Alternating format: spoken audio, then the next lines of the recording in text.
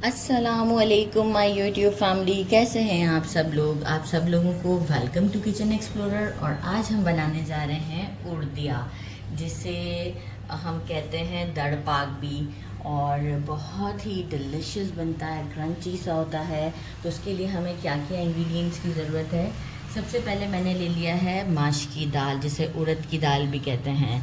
मैंने लिया है हाफ़ केजी। आप चाहें तो माश की दाल का आटा भी ले सकते हैं, लेकिन मैं एक्चुअल जो है वो मिठाइयों के लिए नहीं प्रेफर करती कि इस तरीके से आटा लूँ, क्योंकि इसके लिए थोड़ा सा मुझे मोटा चाहिए होता है। चक्की से आपको पता है कि बिल्कुल फ़ाइन भी मिल जाता है, और आइडिया मुझे अच्छा नहीं रहता, मतलब एक्सपीरियंस अच्छा नहीं रहा है। तो मैंने हाफ़ केजी इस दाल को लिया है। इसे हम ड्राई रोस्ट करेंगे, पीसेंगे और सीप से छान के आपको शो करेंगे। मैं ड्राई रोस्ट करते हुए आपको दिखाऊंगी। आधा किलो ही अगर हमने दाल लिए तो आधा किलो ही हमें चीनी चाहिए, और चीनी को भी मैंने बारीक बारीक पीस लिया है। बहुत बारीक भी नहीं करना है, सम थोड़ा सा दानेदार होना चाहिए, ठीक है। बाकी मैंने ले लिया है हाफ़ केजी असली घी। आप चाहें तो रेगुलर घी में भी बना सकते हैं, पर मम्मा की फरमाइश थी असली घी में बनाना। अच्छा, गोंद चाहिए मुझे, तो मैंने मेजरिंग 1 कप जो है वो भर के लिया है गोंद, और इसे हम करेंगे फ्राई। बाकी जो है इसी घी में मैं थोड़ा थोड़ा करके इसे फ्राई कर लूँगी, मतलब ये पूरा परफेक्ट पक्का प्रोपोर्शन है। ये मैंने लिए हैं 4 मगज, अराउंड 2 टेबल स्पून के करीब हैं, गार्निशिंग के टाइम काम आएंगे। बाकी मैंने लिया है मेजरिंग 1 कप बादाम लिए हैं, मेजरिंग 1 कप पिस्ता लिया है, और मेजरिंग 1 कप मैंने कोकोनट लिया है। इसे बारीक बारीक ग्रेट कर दिया, बारीक ग्रेटर से ग्रेट किया है। मैं क्या करूँगी, बादाम को और पिस्ता को ड्राई रोस्ट करूँगी। इसके बाद इसमें से हाफ से थोड़ा सा ज़्यादा जो है वो मैं थोड़ा सा बारीक पीसना चाहूँगी, क्योंकि इसके अंदर बहुत ज़्यादा दाना दाना टाइप नहीं होता है। तो जो है वो इसे मैं थोड़ा बारीक पीसूँगी, और कुछ गार्निशिंग के लिए मैं थोड़ा सा मोटा मोटा पीसूँगी। तो बस चलते हैं, सबसे पहले दाल को ड्राई रोस्ट करते हैं, क्योंकि उसे फिर ठंडा होने में थोड़ा टाइम लगेगा, फिर इसे पीसना है। एक फ्राइंग पैन ले लिया है, इसमें दाल को डाल देते हैं। फ्लेम को हम रखेंगे स्लो। दाल को क्यों ड्राई रोस्ट कर रही हूँ मैं, कि कोई मॉइस्चर हो तो वो उससे ख़त्म हो जाए, और क्योंकि ये जो हमारा उर्दिया होता है ये थोड़ा सा क्रंची सा होता है। तो बस इसे मैं 3 to 4 मिनट बिल्कुल स्लो फ्लेम पर ड्राई रोस्ट करूँगी, और ठंडा होने छोड़ देते हैं। दाल हमारी ड्राई रोस्ट हो गई है, हल्की सी खुशबू भी आ रही है।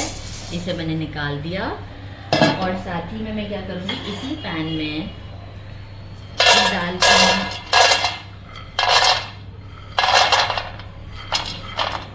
इसे भी मैं अराउंड स्लो फ्लेम पे 3 मिनट तक ड्राई रोस्ट करूँगी, क्योंकि मॉइस्चर अगर होगा ना तो वो क्रंच नहीं आएगा। तो आप ऐसे भी डाल सकते हैं, लेकिन मैं चाहूँगी कि मॉइस्चर नहीं होना चाहिए। दाल को पूरा ठंडा करके इसे मैं बारीक सा पीस के, ये जो हमारी आटा छानने वाली छन्नी है इससे छानूंगी, और फिर आपको शो करूँगी डायरेक्ट।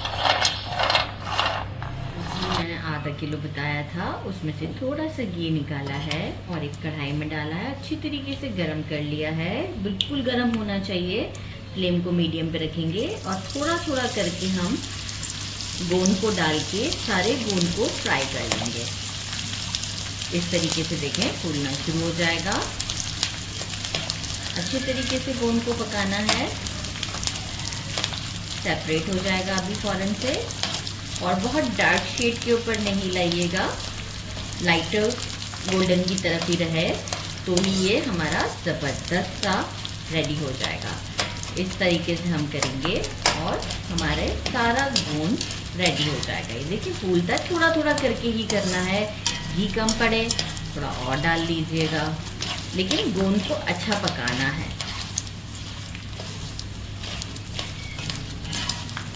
थोड़ा सा कलर आता है तो अच्छा लगता है।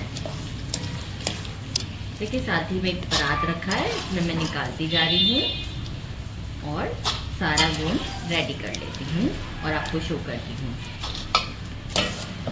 गोंद हमारा सारा फ्राई हो गया है। अब मैंने एक मैशर ले लिया है। आपके पास मैशर ना हो तो आप ग्लास की मदद से भी इसे चूरा कर सकते हैं। अच्छा, आप चाहें तो इसे कम बारीक भी कर सकते हैं, और मैं इसे ज़रा ज़्यादा बारीक करूँगी।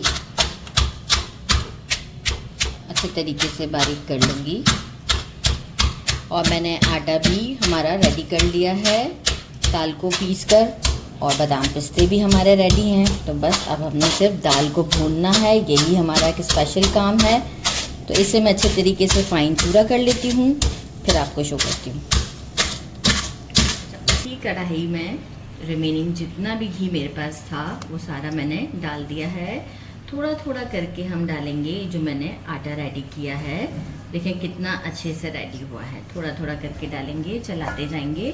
फ्लेम को हम बिल्कुल स्लो रखेंगे। स्लो फ्लेम पर हमें ये 25 मिनट तक जो है वो इसे कुक करना है। आफ्टर 25 मिनट इसकी कलर ही चेंज होगा।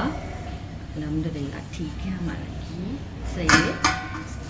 आफ्टर 25 मिनट इसका लुक टोटली चेंज होगा और ये बहुत ही अच्छी खुशबू दे रहा होगा। तो अब हम इसे इस तरीके से करते हुए कंटिन्यूस खड़े ही रहना है हमें इसके साथ, तो ही ये हमारा अच्छे से रेडी होगा।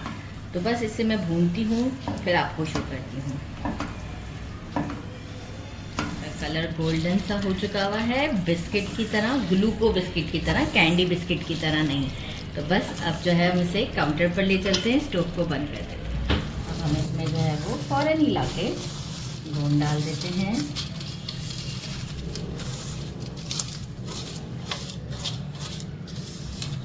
बहुत ही सिंपल सी मिठाई है। गोंद को अच्छा सा मिक्स देते हैं,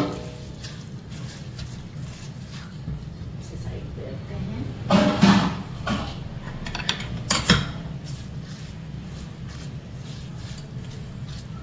पहले गोंद अच्छे से मिक्स हो जाए, एक एक करके सब चीज़ों को मिक्स करेंगे, क्योंकि गर्म ही है तो कोई मसला नहीं है।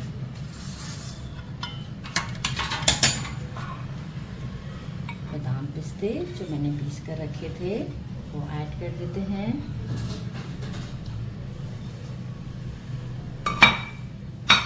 खोपरा कुछ मैंने बचा लिया था, मैं गार्निशिंग के लिए यूज़ करूँगी।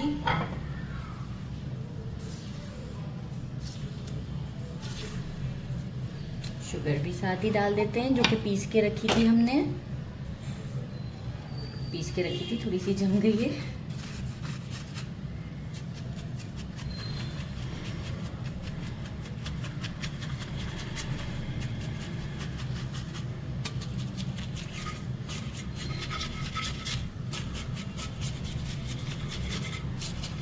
बस और फिर एक ट्रे को मैंने ग्रीस करके रखा हुआ है, उसमें हम इसे सेट कर देंगे और फिर सेट करने के बाद हम इसे 6 आवर के लिए रेस्ट देंगे, ताकि ये अपना अच्छे से शेप मेंटेन कर ले। कट लगाएंगे हम इसको, लेकिन आधे घंटे के बाद। अब एक अच्छा सा मिक्स देना है, बहुत ज़बरदस्त है, मज़े से मिक्स हो जाएगा। बिल्कुल परेशानी की बात नहीं है कि लग रहा है कि ये काफ़ी सख्त है, नहीं, अभी मेंटेन हो जाएगा।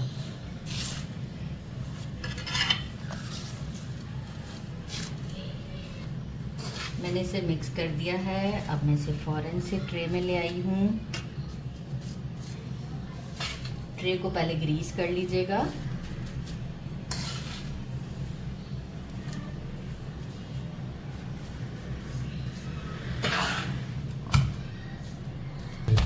ये देखिए जो पोटैटो मैशर है, इसकी मदद से मैंने इसे इस तरीके से प्रेस किया। अच्छा, उस वक्त आप देखें कि लग रहा था ना कि घी नहीं है, अब आपको एक लेयर नज़र आ रही होगी। ये इसकी स्पेशलिटी है कि इसमें बाद में घी अपेयर होता है। बस अच्छी तरीके से देखें, मैं ज़रा फोर्सफुली इसको कर रही हूँ। और अब मैं क्या करूँगी, इसे हाफ एन आवर के बाद थोड़ा सा ये रूम टेम्परेचर पर आ जाएगा, कट लगा दूँगी। कट लगाने के बाद 6 घंटे के लिए मैं बिल्कुल टच नहीं करूँगी, ताकि ये अच्छे से सेटल हो जाए। इसके बाद मैं आपको इसके पीसेस निकाल के दिखाऊंगी। मैं अभी कैमरा बंद होने के बाद कैमरामैन से कह रही थी, सन्नाटा क्यों लग रहा है इसके अंदर, भाई गार्निश तो किया ही नहीं। तो ऐसे थोड़ा सा गार्निश कर देते हैं। यही क्यों है, मतलब वो लुक क्यों नहीं आ रहा। तो एक्चुअल जो है वो लुक साइड पे रखा हुआ था। अच्छा, इसे भी क्या करूँगी, थोड़ा सा स्पैचुला की मदद से प्रेस करूँगी, ताकि ये चिपक जाएगा इसके ऊपर। अब लग रही है ना लुक मिठाई वाली, ज़बरदस्त सी। ठीक है, इतना है, इतना सा बचा लिया है। 4 मगज, स्पेशलिटी।